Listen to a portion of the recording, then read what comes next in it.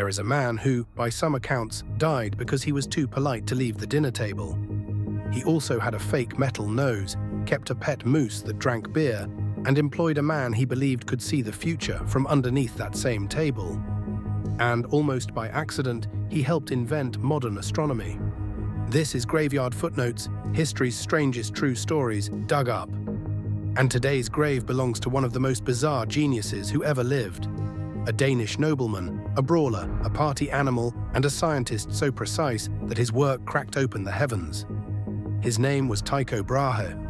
Tycho was born in 1546 into Danish nobility, which meant money, status, and absolutely zero pressure to become a stargazer. He was supposed to study law and be a respectable lord. Instead, he fell completely in love with the night sky and never looked away again. But before we get to the science, we have to deal with the nose. Because in 1566, while studying abroad, the 20-year-old Tycho got into an argument with another Danish student. The subject of this life-altering dispute: which of them was the better mathematician? They could not settle it with words, so, like reasonable academics, they settled it with swords, in the dark, after a party. The duel did not prove who was the better mathematician. What it did prove was that a sword can take a sizable chunk off the front of your face. Tycho lost a big piece of his nose. For the rest of his life, Tycho wore a prosthetic nose. The legend says it was solid gold and silver. The reality, found when his body was later dug up, was that his everyday nose was probably brass. He is said to have carried a little box of glue or paste everywhere to keep the thing stuck to his face. A genius held together with adhesive. Nose aside, Tycho was becoming a serious astronomer. In 1572, he spotted something impossible: a brilliant new star blazing in the sky where there had never been one. Today we call it a supernova. Back then, the heavens were supposed to be perfect and unchanging. Tycho had just caught the universe breaking its own rules. His discovery made him famous across Europe. The King of Denmark, Frederick II, wanted to keep this superstar scientist at home. So he made Tycho an offer almost no one in history has ever received. He gave him an entire island, the island of Fen, plus a fortune to do whatever he liked on it. What Tycho liked, it turned out, was building the most magnificent observatory the world had ever seen. He called it Uraniborg, a fairy tale castle of science, with towers, laboratories, a printing press, gardens, and instruments of a size and precision nobody had ever attempted. When the wind started ruining his measurements, he simply built a second observatory, Stjerneborg, sunk down into the ground to keep his giant instruments perfectly still. We are talking enormous brass quadrants and sextants, lovingly engineered to track the stars with insane accuracy. And here is the genuinely staggering part. This was before the telescope. Tycho did all of it with his naked eyes. Night after night, year after year, he measured the positions of the stars and planets more accurately than any human being ever had. His data was so good, it would outlive him and change everything. But Tycho was not some quiet, humble monk of science.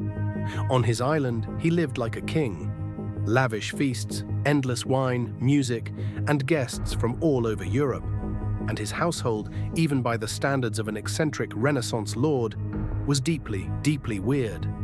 Exhibit 1. Tycho kept a pet moose, or possibly a tame elk, the sources blur.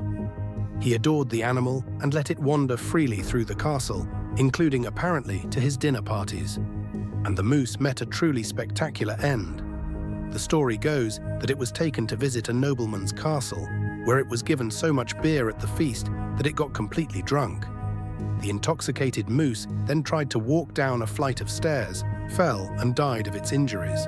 A pet moose, killed by a staircase, while drunk. Exhibit 2. Tycho employed a man named Jepp, who he was convinced had genuine psychic powers, the ability to see the future and to sense things happening far away. Jepp sat under the dinner table during meals, and Tycho would feed him scraps and treat his mutterings as prophecy. So picture the full scene at dinner: a nobleman with a glued-on metal nose, a drunk moose wandering between the tables, and a supposed psychic crouched underneath, whispering the future up at the guests. This was just a normal evening in the home of one of history's greatest scientists. It was not all charming eccentricity, though. Tycho ran his island like a private kingdom, and he was a harsh landlord to the farmers who lived on Hvin. He worked them hard, jailed those who defied him, and made plenty of enemies among the people he ruled over. The party had a darker side, and then his luck ran out.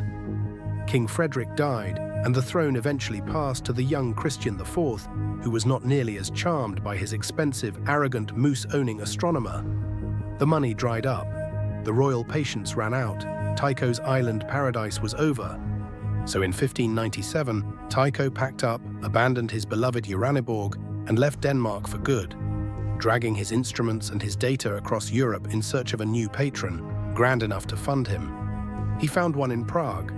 The Holy Roman Emperor, Rudolf II, a man obsessed with art, science, astrology, and the strange, made Tycho his imperial mathematician. Tycho had a new home, a new salary, and one last crucial thing left to do. He hired an assistant, a brilliant, poor, and slightly difficult young German mathematician named Johannes Kepler. The two of them argued constantly. Tycho guarded his precious data jealously and only let Kepler see scraps of it. But that partnership would turn out to be one of the most important in the history of science. And now, finally, we arrive at the dinner that killed him. In October 1601, Tycho attended a banquet in Prague. The etiquette of the time was strict. It was considered deeply rude to leave the table before your host did. And during that long meal, Tycho desperately needed to relieve himself. Rather than commit the unforgivable sin of getting up too early, Tycho held it, and held it, and held it, far past the point of pain, until the meal was finally over. By then, something inside him had gone badly wrong. He could no longer pass water at all. He had, in the most literal sense, been too polite for his own good. For 11 agonizing days, Tycho suffered, feverish and in terrible pain. Knowing the end was near, he begged Kepler not to let his life's work be wasted. His reported final words were a wish whispered again and again. "Let me not seem to have lived in vain." And then the man with the golden nose was gone. He did not live in vain, far from it. After his death, Kepler finally got his hands on Tycho's complete, obsessively accurate observations, especially of the planet Mars. Using that priceless data, Kepler worked out the laws of planetary motion, proving the planets move in ellipses, not perfect circles. It was the foundation of modern astronomy. But Tycho's story refused to stay buried. His body was dug up in 1901 and again in 2010 by scientists hunting for the truth about his death. They found suspicious traces of mercury, and for years there were dark whispers of poisoning, even murder, with fingers pointed at jealous rivals and at Kepler himself. In the end, the modern science said no. There was not enough mercury to have killed him. The most likely answer is the least glamorous and the most painfully human one. His bladder gave out, exactly as the old story said. Oh, and the famous golden nose. The tests on his remains showed greenish stains, meaning his daily nose was made of humble brass and copper.